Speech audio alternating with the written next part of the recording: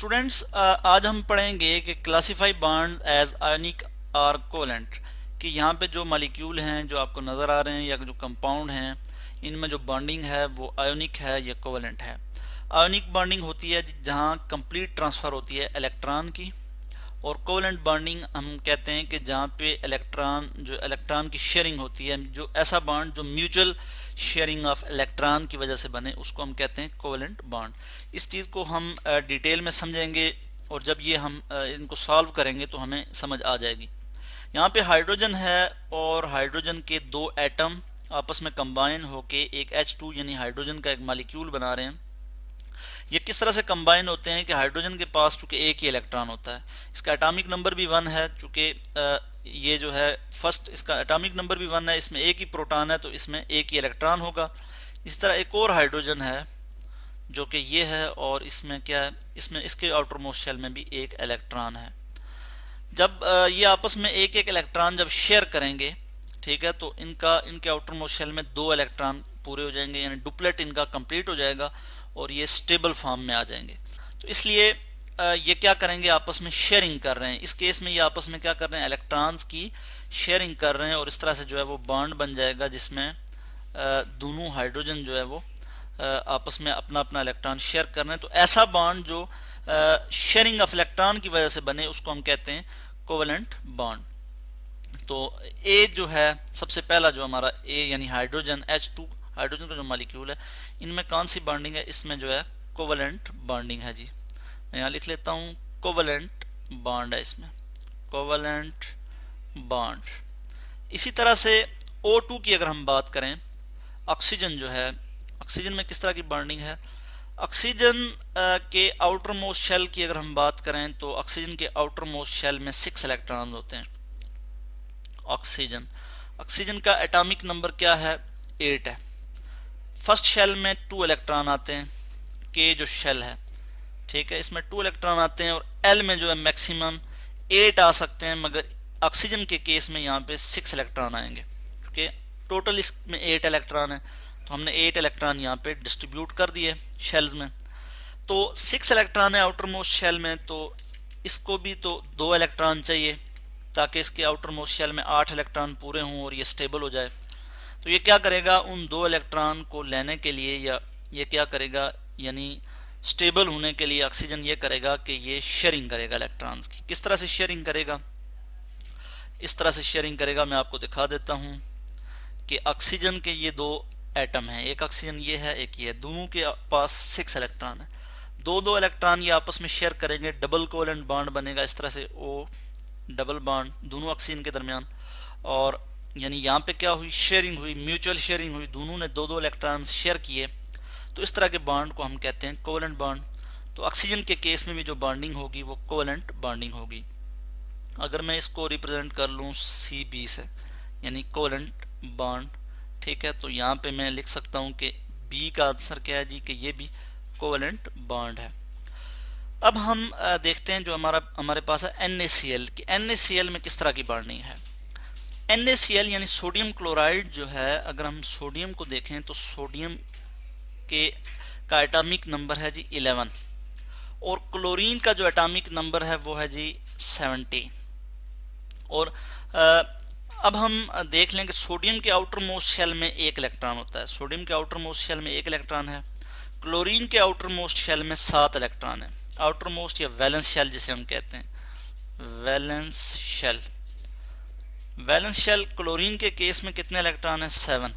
इसको 1 इलेक्ट्रॉन चाहिए कि इसका ऑक्टेट पूरा हो, आउटर मोस्ट शेल में 8 इलेक्ट्रॉन पूरे हों और क्लोरीन जो है वो स्टेबल हो जाए, आर्गन जो कि एक नोबल गैस है इसकी तरह की इलेक्ट्रॉनिक कन्फिगरेशन इसकी हो जाए।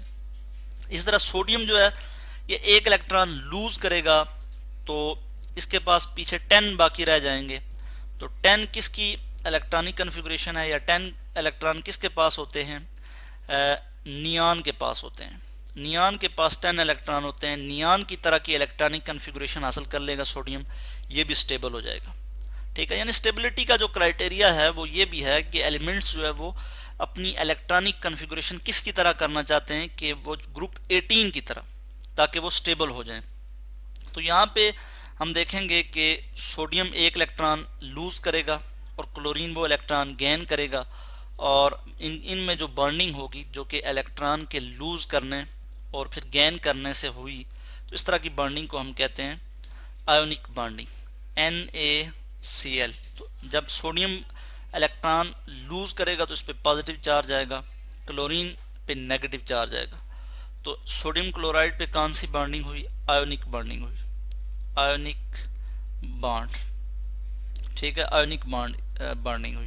या फिर इसको मैं शो कर लेता हूँ शॉर्ट में, इसके लिए मैं कोई लेटर लिख लूँगा यहाँ पे, इसी चीज़ को मैं यहाँ पे कॉपी कर लेता हूँ और इज इक्वल टू मैं कर लेता हूँ IB के, यानी I से आयोनिक, B से बॉन्डिंग। अच्छा, उसके बाद हम अभी बात करेंगे जी C2H2। ये जी हमारे पास इथीन। इथीन में किस तरह की बॉन्डिंग होती है?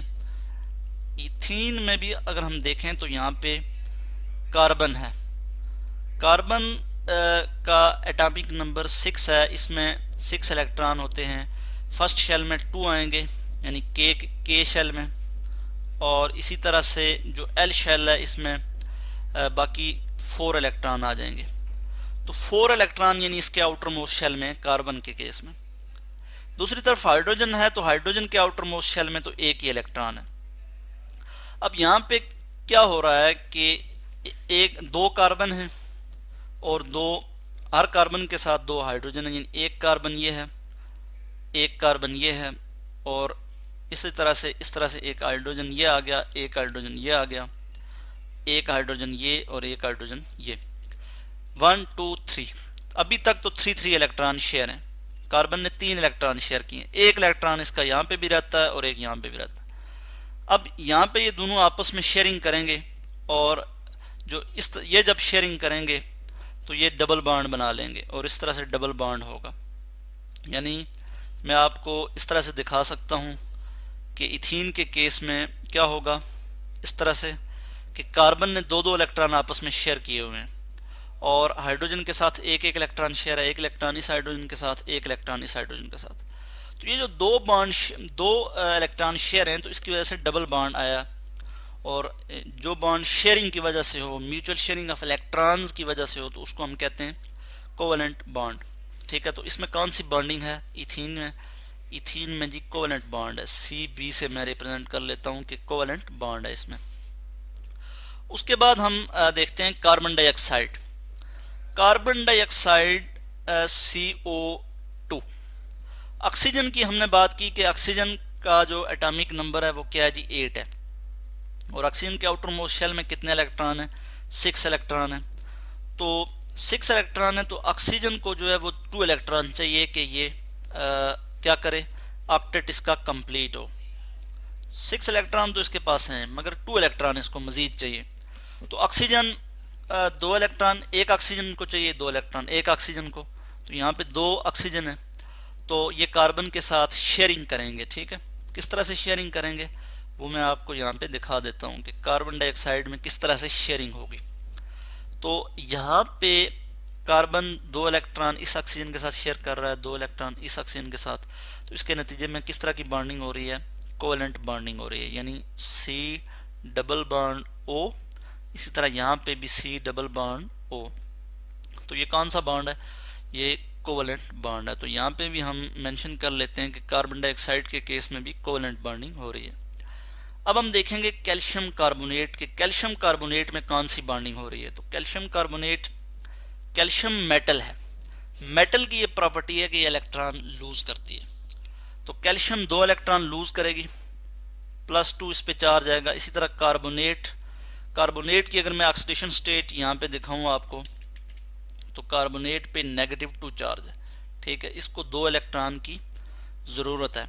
अब कैल्शियम 2 इलेक्ट्रॉन लूज करेगा और कार्बोनेट 2 इलेक्ट्रॉन लेगा, तो इनके दरमियान जो बॉन्डिंग होगी इलेक्ट्रॉन लूज करने से और लूज करने, यानी कैल्शियम लूज करेगा और कार्बोनेट गेन करेगा, तो इस बॉन्डिंग को हम कहेंगे ionic bonding, CaCO3, calcium carbonate.